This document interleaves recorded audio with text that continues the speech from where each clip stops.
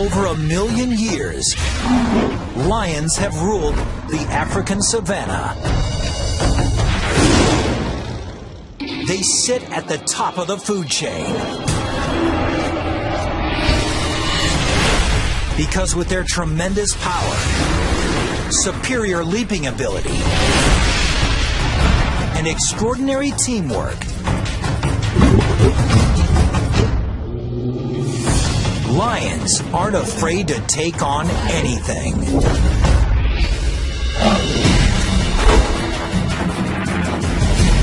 The lion, king of the beasts.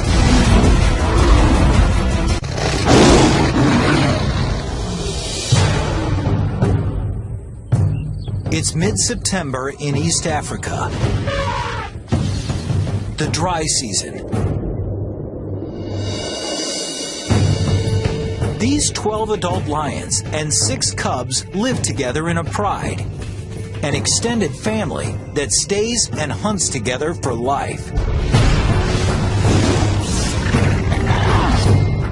This season is particularly hot and dry, and much of the lion's prey is beginning to migrate to greener pastures, which means fewer hunting opportunities.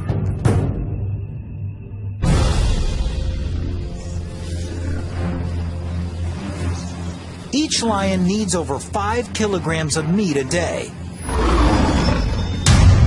about 8,000 calories. And with fewer chances at a meal, this pride can't afford a botched hunt. But taking down an animal 5 times their size is not going to be easy.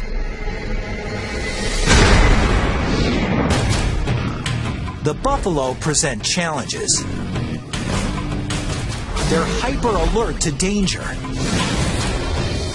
sleeping only an hour a night, rarely more than a couple minutes at a time. A buffalo's sharp horns can span 1 meter, and they can easily kill a lion.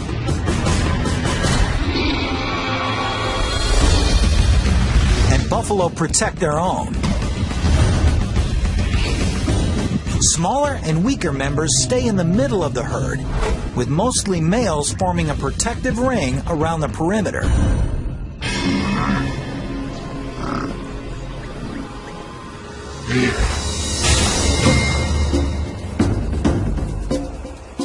So in order to succeed against buffalo or other prey, a lion needs to employ teamwork and strategy. A lioness can catch a buffalo, but they can't bring it down by themselves. On the other side, a lioness could certainly eat a gazelle, but it can't catch a gazelle. It's not fast enough. So he's got this really tough. You need friends. You need friends. If these lions are going to share a meal of buffalo, each of them has to play its position well. Some are faster. They're able to run down the animal quicker. Some have the power, and they're a better animal for grabbing the muzzle of an animal or taking him down. Certain lions will find that they're more apt for doing certain challenges.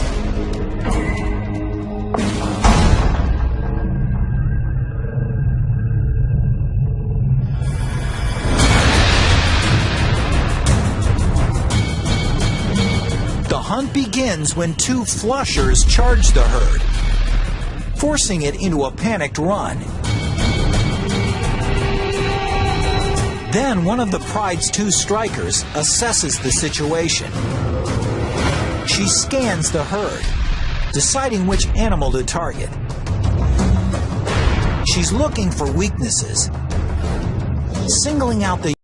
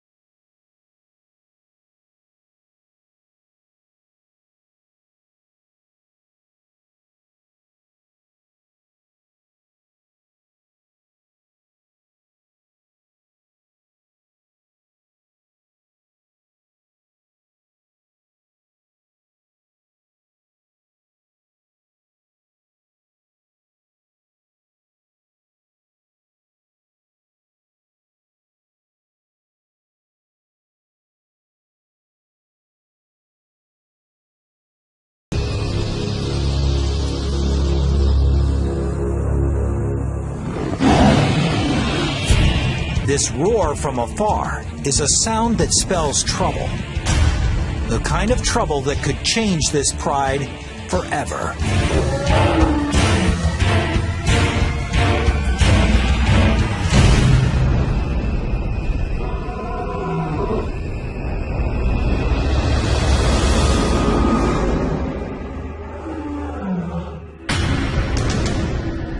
An intruder is approaching. But he's not interested in stealing their buffalo carcass.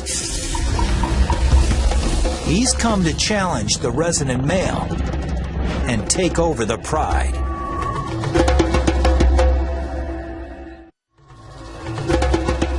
It's been a couple of years since the resident male was himself the challenger.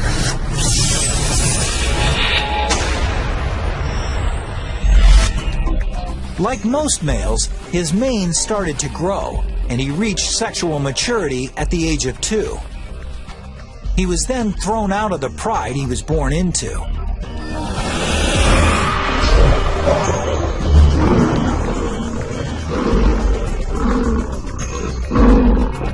This serves an evolutionary purpose.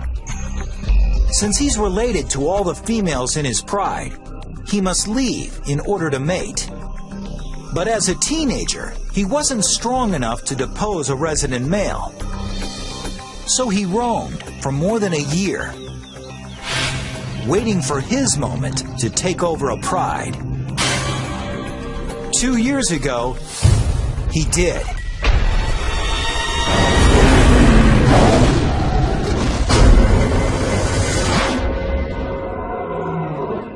Now, from the sound of the distant roar, the shoe is on the other foot. Personally, I've heard of lions roaring from 6 miles away. And when you realize how far away, it's like, God, but they seem so close.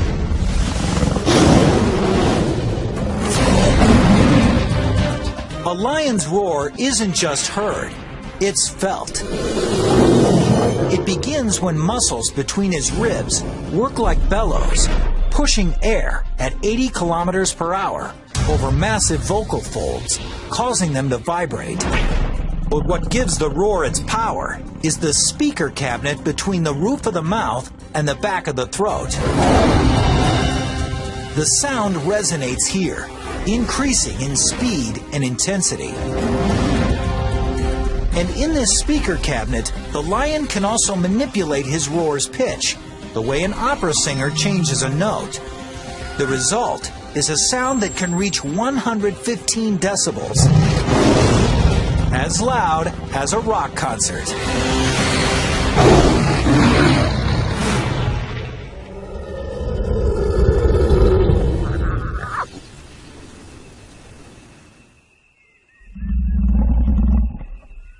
Another roar comes, from much closer this time.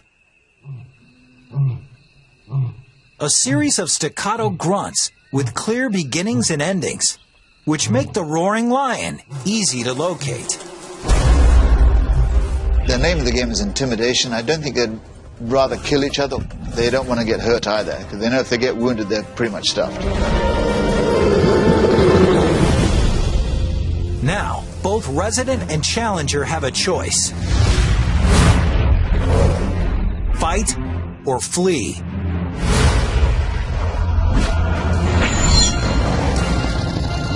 But it's no longer that simple. Suddenly, he sees that he's not just facing one lion, but 2.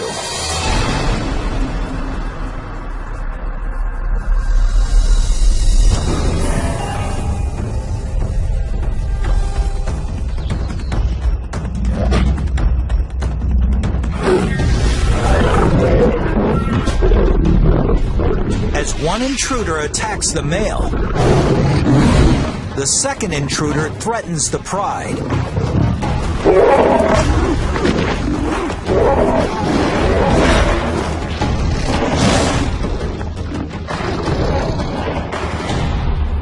The resident male injures his paw and finally falls on his back in a gesture of submission.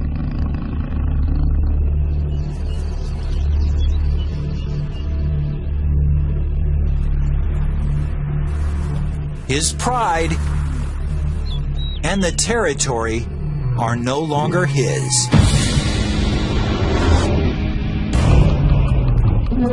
The more dominant of the two challengers becomes the new leader.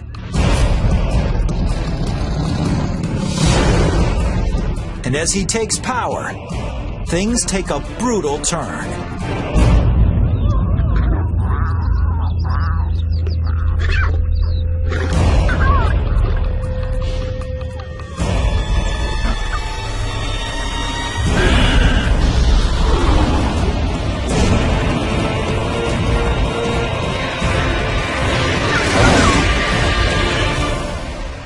He kills all the cubs.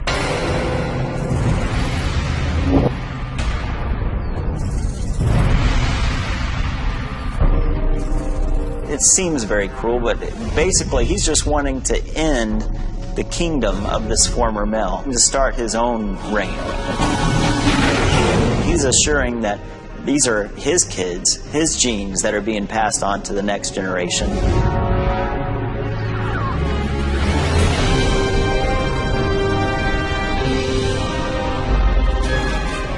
If the new leader can stay with the pride long enough for his cubs to reach adulthood, his genetic line will continue.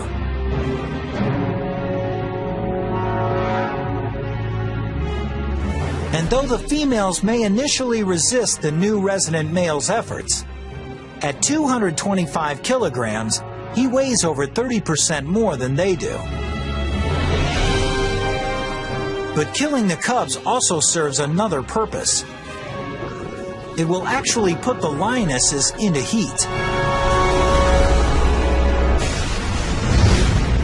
The years of stability in this pride are gone in a heartbeat.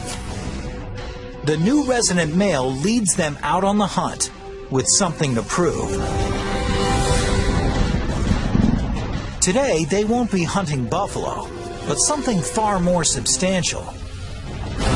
This prey is over 5 meters tall and weighs 1,800 kilograms, with legs taller than a lion's entire body. Its kick can kill in one blow. I've seen a giraffe give a sideways kick. You can hear the crack from 100 yards away. Caved his head in.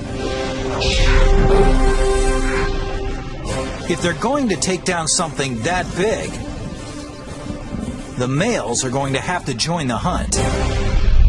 There's no rule of thumb that say males don't hunt. They do. I've seen them actually going after a giraffe.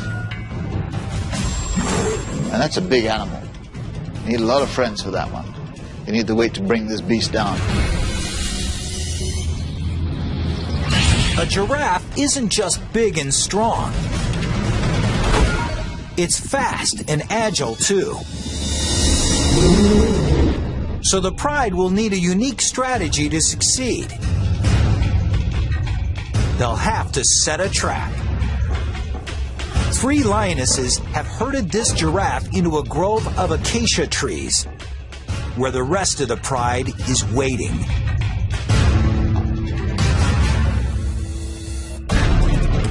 The giraffe is surrounded on 3 sides by the trees, and the lions are sealing off the 4th side. With nowhere to go, the giraffe begins to panic.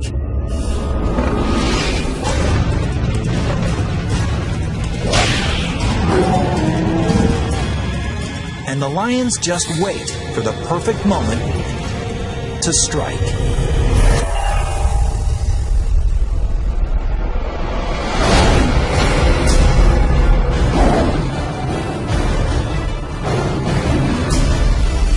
Even with an entire pride on him, this giraffe has no intention of going down easy.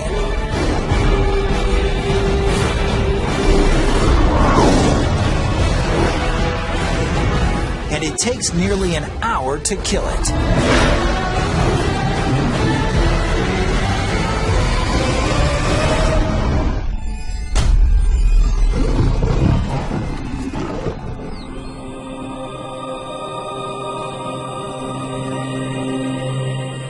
While the pride feasts on Giraffe,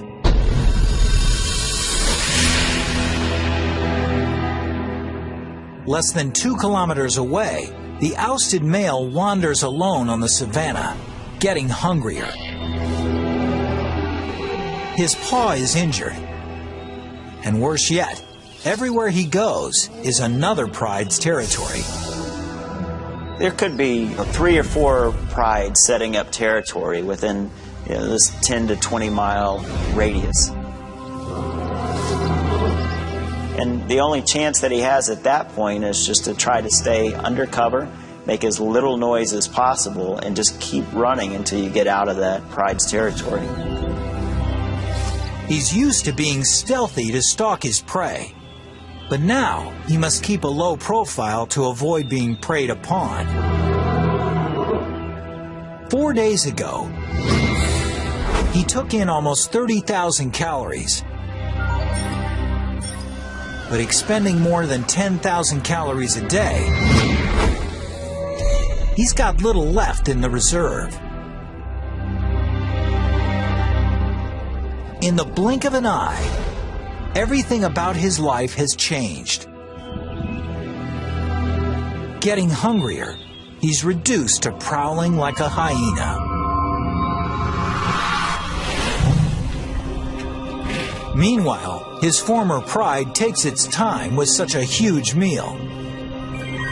The more than 1 million calories could sustain them for 10 days.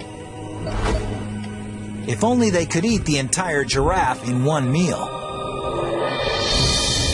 Lions will eat 40 pounds of meat and just gorge themselves. They'll go wander off and get a drink of water from the nearest watering hole and then crash out for the next 18 hours.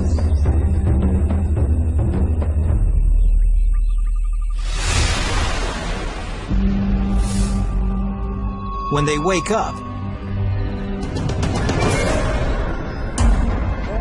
hyenas have taken the carcass and had a feast of their own.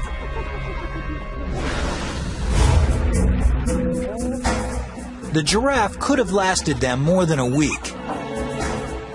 Instead, they'll be hunting the next evening.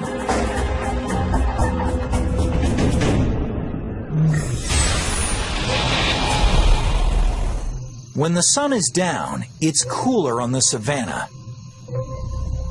But it's not comfort driving lions to hunt at night. It's strategy. 100 yards away at nighttime, we probably wouldn't even be able to see that there's an animal there. But a lion could probably even see the animal breathing. Buffalo have very limited night vision.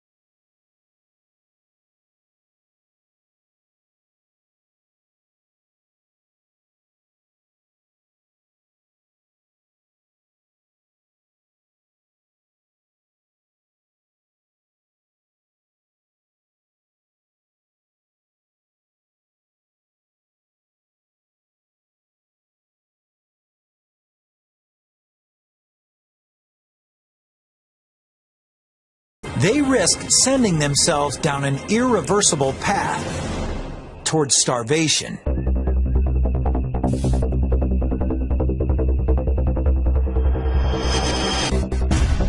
But with the Impala's tremendous acceleration, one of the pride's flushers simply can't catch it. A second flusher can't either. But just when it looks like the Impala will escape, the pride's fastest lion, one of its strikers, springs perfectly right at the Impala's neck.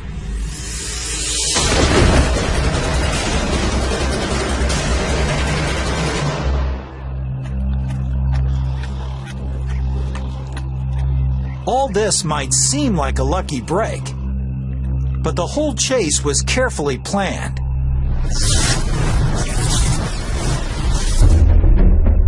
The first lioness's goal isn't to catch the Impala, but to direct its course. When the second lioness lunges, it's to steer the Impala straight towards the third lioness, who times her lunge perfectly.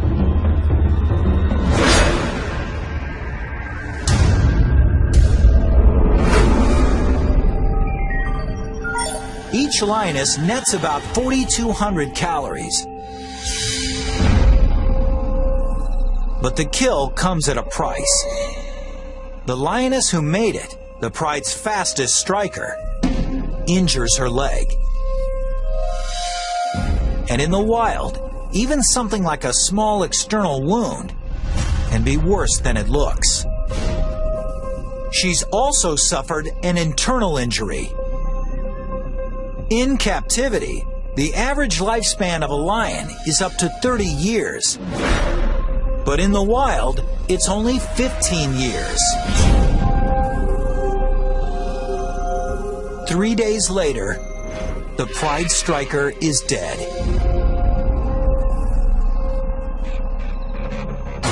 There's no time to mourn.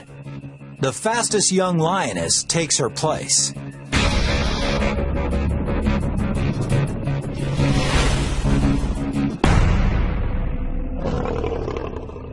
But for this pride's former leader, playing alone in a team sport, there's no such backup.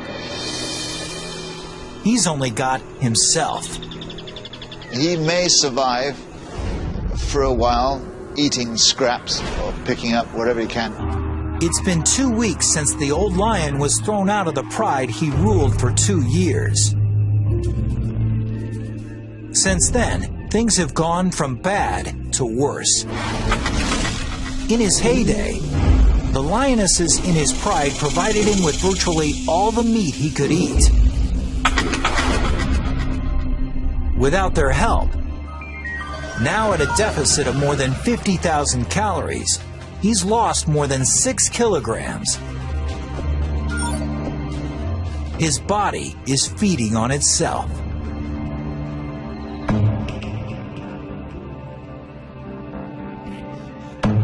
If he's gone a long time without eating, you also got to think he hasn't had any moisture either. Lions get most of their water from the prey that they catch. So he's extremely dehydrated, and at this point, he's in a weakened state. But the scent of a buffalo dying by a watering hole represents another chance at survival. Maybe his last chance. It's 550 kilograms of flesh. And with no other predators in sight, it's uncontested flesh. A buffalo this size could save his life if he can only manage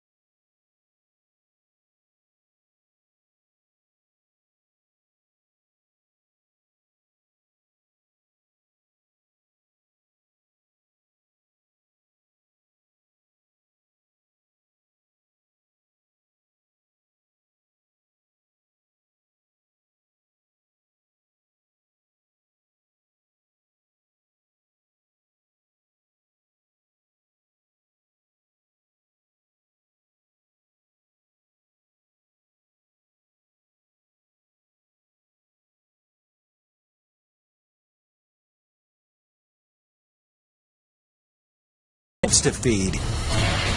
This pride can no longer afford to hunt small game. They have to go for whatever's in their path, no matter how dangerous.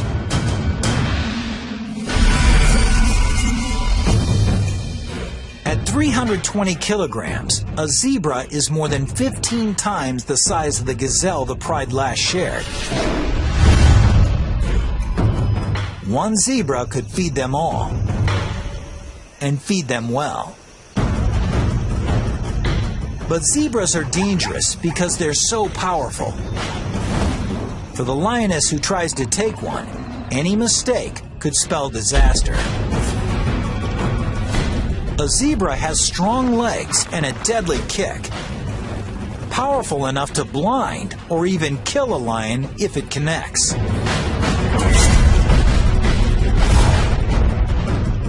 Anytime you go after a zebra, you're really putting your life in danger. I mean, severely. And it doesn't take a mortal wound. It takes just a heavy bruise, a broken foot, a smashed jaw, a broken back, and you're going to be hyena lunch within 24 hours. To make matters worse, with top speeds of up to 65 kilometers per hour, a strong zebra can often outrun a lion. And the only lions in this pride who can catch them are the two strikers.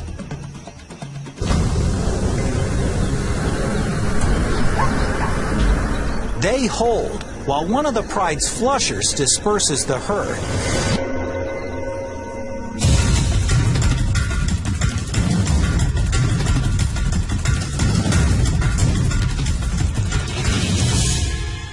The veteran striker explodes.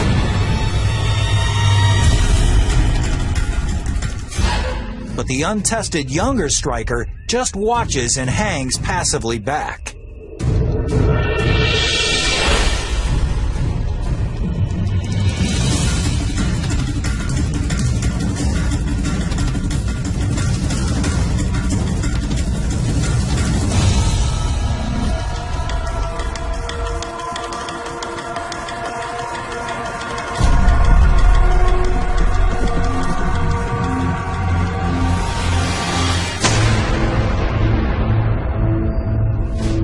Why was this attack unsuccessful? It turns out that one of the biggest problems catching a zebra is seeing a zebra. Lions are colorblind. They have trouble distinguishing between the zebra's monochromatic vertical stripes and the tall green grass of the savanna. And it was just enough to throw the striker off target. Without a precise leap onto the zebra's back, she has no hope of wrestling it to the ground.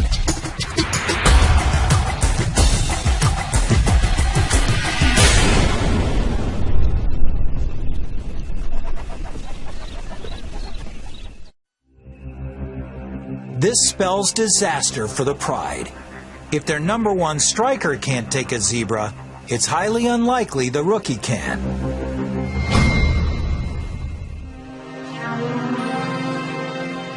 The pride moves off, but the rookie stays right where she is.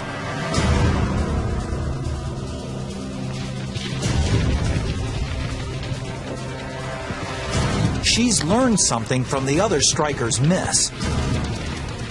She positions herself where there's no tall grass between her and the zebra. Then she takes off.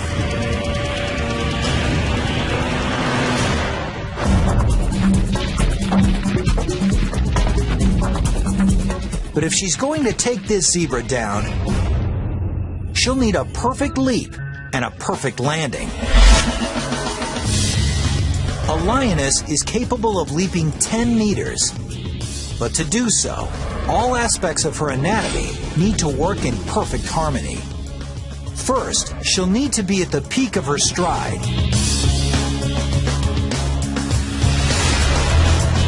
She'll need extraordinary traction from her rear paws, which plant into ground moving by her at an amazing 17 meters per second.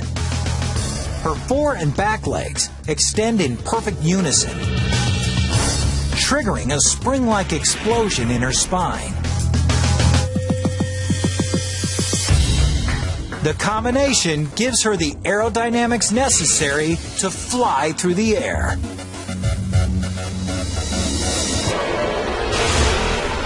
She latches onto her prey, tumbling with it until it falls.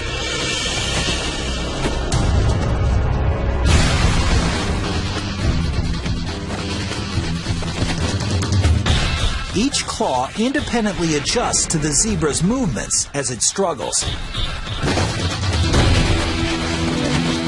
Finally, she clamps her jaws around the zebra's neck, squeezing at 425 kilograms of force and cutting off the zebra's flow of oxygen.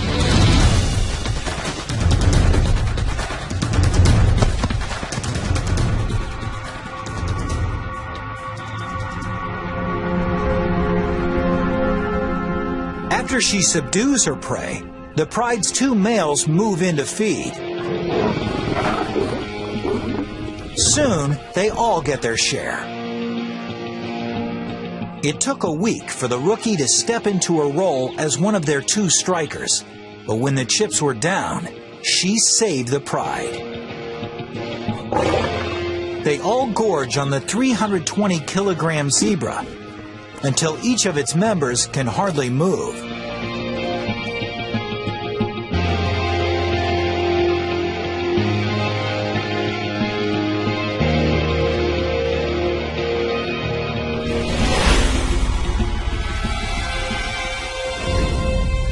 Their former leader can also hardly move,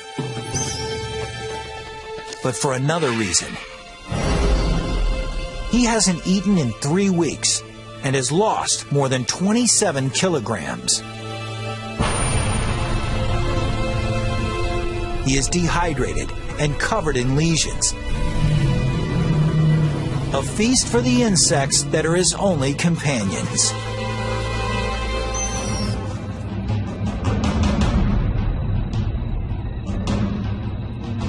It's a cruel and lonely end for the exiled king. But it's the same fate suffered by the male he deposed, as well as what awaits the males who deposed him, too.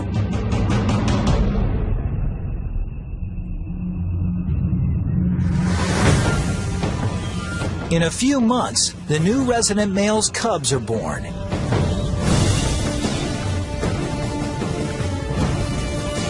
Someday, if they're lucky, they'll grow up to lead prides of their own. Just like someday they'll be challenged by younger males for those prides.